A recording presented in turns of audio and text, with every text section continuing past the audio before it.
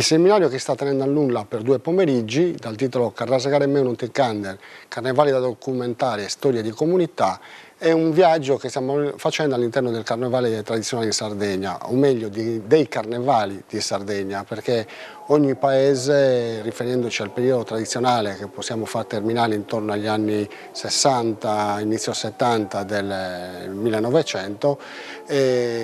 in quest'ambito, in questo periodo, ogni comunità aveva il suo carnevale con delle caratteristiche particolari.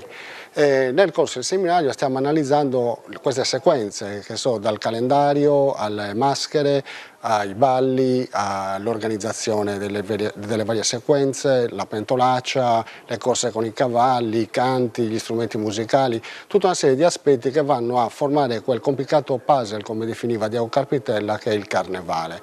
Quindi lavorando soprattutto su quella che è la documentazione, cioè come possiamo noi raccontare com'era un carnevale o com'è un carnevale, cioè lavorando su documenti che possono essere d'archivio, che possono essere vecchie fonti, documentazione iconografica, vecchie fotografie, vecchi filmati e soprattutto utilizzando le fonti orali.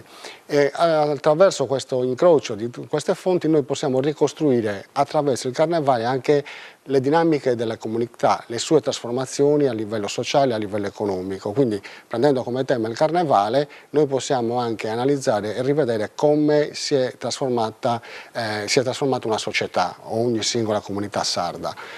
Questo è il percorso che stiamo facendo, analizzando tanti paesi, non concentrandoci esclusivamente su una tipologia di maschera, come spesso oggi capita quando si parla di carnevale, cioè le maschere zoomorfe con le pelli, campanacci che troviamo in tantissimi paesi sardi, perché quello sono importanti e fanno parte dei carnevali sì tradizionali, ma sono una piccola sequenza di un puzzle molto più grande che è il carnevale.